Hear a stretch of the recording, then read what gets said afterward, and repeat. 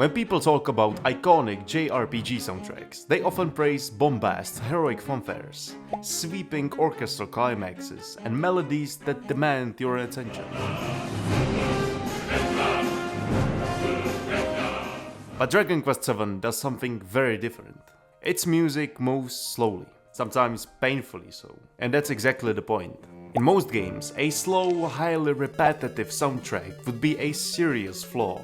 But the reimagined legacy of Dragon Quest VII proves that, when used deliberately, those very qualities can become its greatest strength. So let's take a look at how this soundtrack turns restraint into meaning, and why its patience is exactly what makes it unforgettable. The composer of the original soundtrack is Koichi Sugiyama. He graduated from Tokyo University and worked as a director at Fuji Television Network before devoting himself full-time to composing in the year 1965.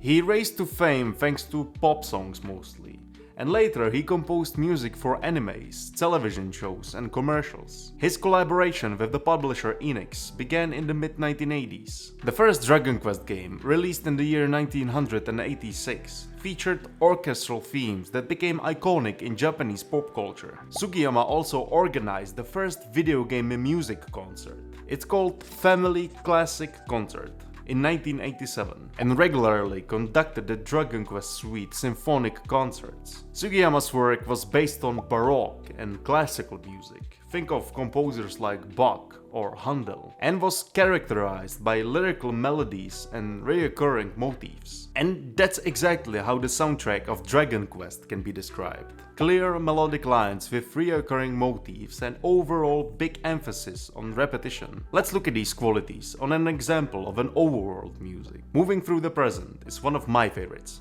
because it shows that less is sometimes more. We start with a small intro when we are introduced to the accompaniment of this first section. Staccato strings and horn. Simple. In the intro, this figure outlines a chord of B flat major, our tonic chord. This is where the main melodic motif is introduced. As the line sustains on a long B flat, the woodwinds add a subtle ornamentation, just enough movement to keep the phrase alive without breaking its stillness. The motif is then repeated, but with a small change. That small shift transforms the repetition into a response. Instead of rising, the melody turns downward, resolving back to B flat. The first statement climbs upward to F. It feels like a question, left hanging in the air. The second answers it by descending, gently closing the phrase. Take a moment and just listen to how that conversation plays out.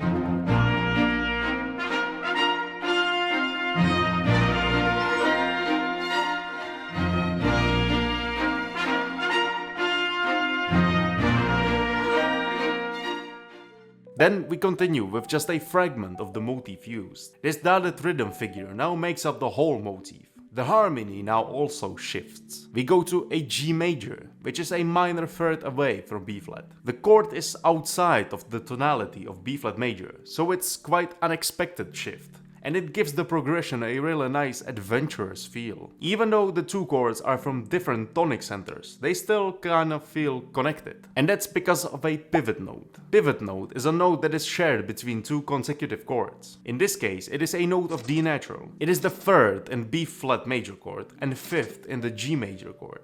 So even though the two chords come from totally different tonalities, they are still related nevertheless. We repeat this dotted rhythm fragment again, this time back in B flat major. The next chord we land on is a D major, which could signal the return of G major since D is the dominant of G. The shape of the motif also returns to the original one. But now, instead of resolving to G major as expected, we repeat the motif in a harmony of B major chord. And you know what this is? It's yet another modulation by a minor third. And right after, we get the motif in A flat major, that is again a minor third away. We started on a note of D natural. Minor third down is B natural. Another minor third down is A flat. If we were to continue and go down yet another minor third, we would get to F natural. And as you could have guessed it, that's exactly what the music does. We get to F major. And now, if you notice, if we were to go down yet another minor third, we would get back to the note of D natural. So we could just loop back and continue the cycle. But the music breaks the sequence right here. The F major chord is also a dominant of B flat major, our original tonal center. And this is where the music is heading. We get back to the beginning and we repeat the whole thing again. There are a few changes in the repetition. The motifs are slightly adjusted and the accompaniment changes to a triplet ostinato figure. But other than that, it is the same music. So you see, the main strength of the track is a catchy melody that is repeated throughout the music. The repetition can be exact. The first lines where we only change the end of the motif. Or it can be sequential, like in the latter half of the music, where we repeat the motif in a sequence. Strolling the Town is a track that, unlike the previous one, doesn't rely on a single motif. The broader melodic interest enables the music to be much simpler in other categories. For example, harmony. We go from a chord of C major to the first inversion of a 5 chord, G major. The second bar does the same, just in A minor instead. After the A minor, we get E minor in the first inversion, which is a 5 chord in the key of A minor. The third repetition of this falling down motif takes us to F major. The melody is now taken over by woodwinds, and they introduce this 8th note figure, a second motif of this composition. The F major also kickstarts a circle of fifths progression.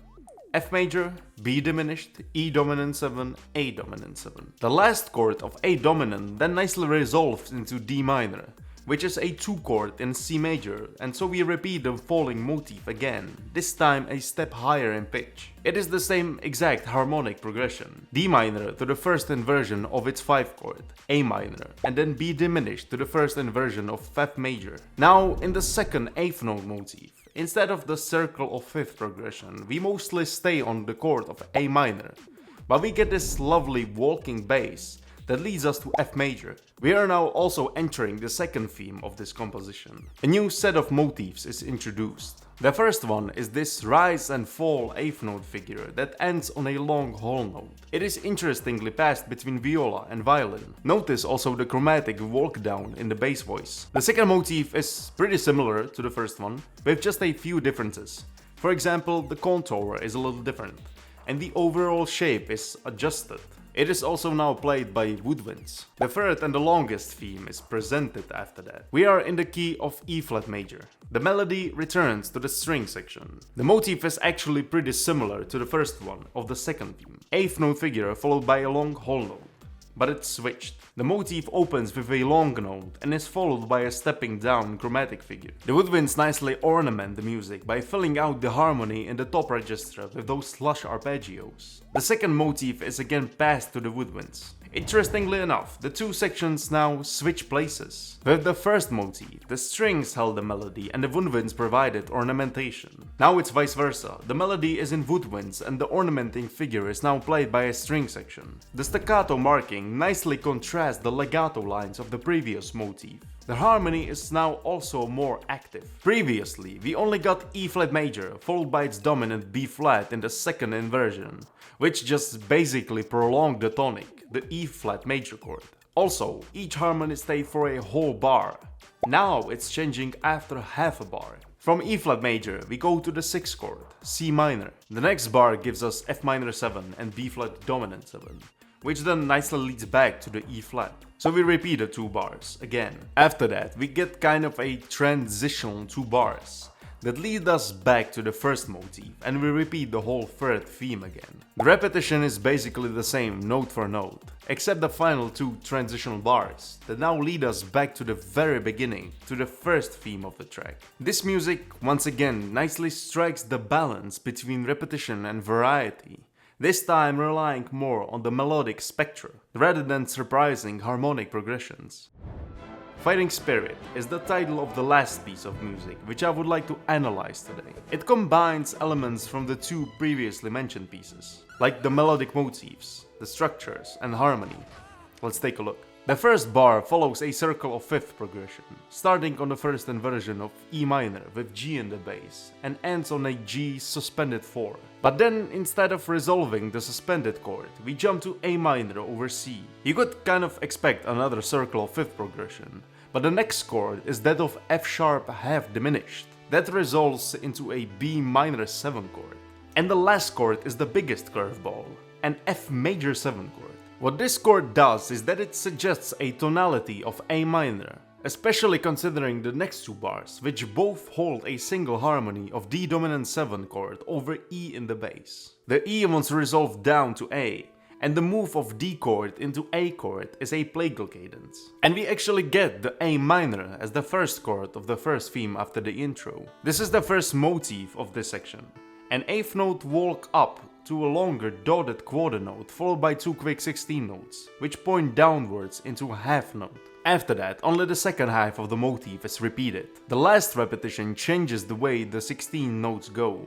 Now they aim upward. We started in A minor, wander to a chord of F major 7, landing on a subdominant B diminished that leads us to a dominant E7 chord. And now we would loop back into A minor, but that's not where we are going, not at all. Instead, we repeat this motif in the key of C minor, from A minor to C minor. You know what that is? A modulation by a minor third.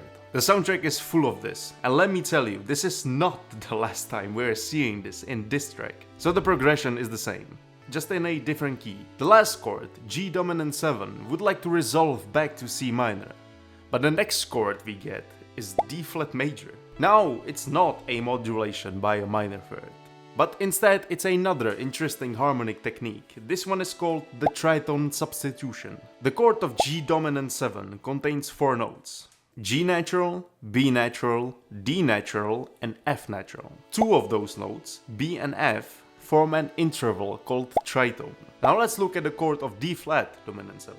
D flat, F natural, G flat, and C flat. The note of C flat could be also interpreted as B natural. There are two different contexts, but it's essentially the same note. So now it looks like this: D flat, F natural, G flat, and B natural. And as you see, this chord also forms a tritone between the notes B and F. And this shared interval between the two chords allows us to use them consecutively without the transition being too abrupt or shocking. This method is really effective when we are trying to reach a new key that is really far away from our current one. The pairs of chords that does work like that with each other are easily spotted. And that's because the roots of these chords are also a tritone away from each other. We had G dominant 7 and D flat dominant 7 in our example. The note G is a tritone away from the note of D flat. Let's take a look at another example. For example, A natural.